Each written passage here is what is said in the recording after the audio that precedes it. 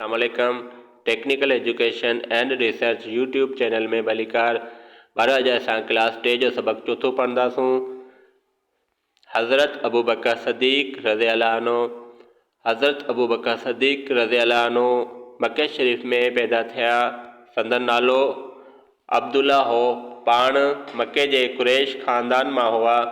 पाण हज़रत मोहम्मद सल्लल्लाहु अलैहि व आलिहि वसल्लम जिन खां उम्र में थोड़ा नंढा हुआ खेनि पाण सगोरन सां सच्ची मोहब्बत हूंदी हुई। जॾहिं नबी करीम सल्लल्लाहु अलैहि व आलिहि वसल्लम जिन खेनि इस्लाम जी दावत ॾिनी तॾहिं पाण हज़ूर जिन खे सचो पैगम्बर मञे ईमान आंदाऊं। मर्दनि में हज़रत अबू बकर सदीक़ रज़े सभिनी खां पहिरीं मुसलमान थिया।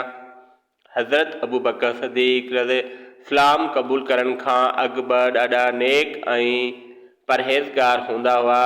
कुरैश ख़ानदान में संदन वॾी इज़त हूंदी हुई।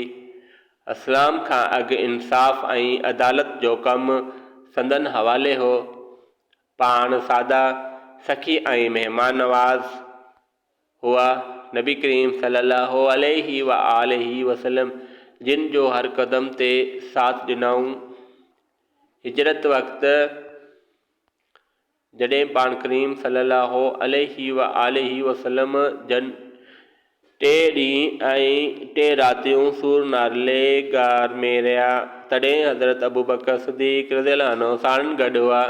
इहो ई सबबु आहे जो खेनि यारे गार बि चवंदा आहिनि। इस्लाम पखेड़ण ऐं मुसलमाननि जी मदद लाइ हज़रत अबू बकर सदीक़ रज़ी अल्लाह अन्हु जानी तोड़े माली कुर्बानियूं ॾिनियूं। इस्लाम आणण वक़्तु वटनि 40,000 दीनार हुआ। उहे सभु दीनार इस्लाम जी तबलीग मस्कीन ऐं मुहताज मुसलमाननि जी मदद करण में ख़र्च करे छॾियाऊं। जिन ग़ुलामनि ऐं इस्लाम क़बूल कयो हो तिन खे संदन मुशरिक मालिक ॾाढियूं तकलीफ़ूं ॾींदा हुआ। हज़रत अबू बकर सदीक़ रज़ी अल्लाह अन्हु इन्हनि ग़ुलामनि खे ख़रीद करे आज़ाद करायो।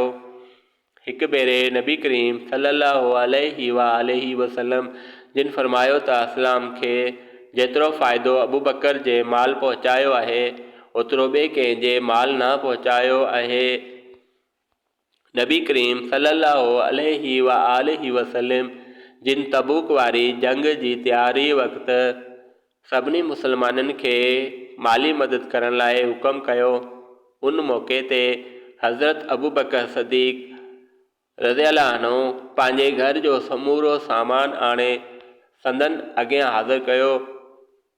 हज़ूर सल्लल्लाहु अलैहि व आलिहि वसल्लम जिन खाइन पुछियो त ए अबू बकर घर में बि कुझु बचायो अथई। जवाब में अर्ज़ कयाऊं त अल्लाह ऐं उन जे रसूल जो नालो ई घर में छॾे आयो आहियां।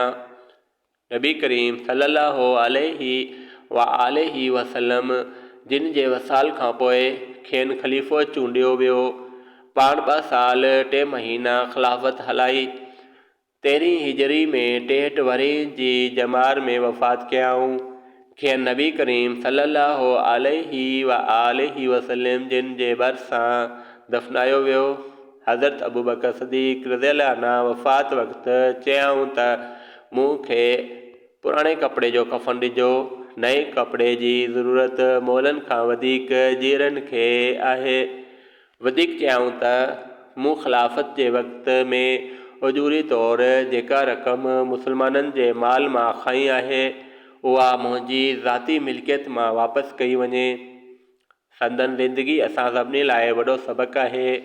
बारो असांजो सबक़ु अॼु जो पूरो थियो।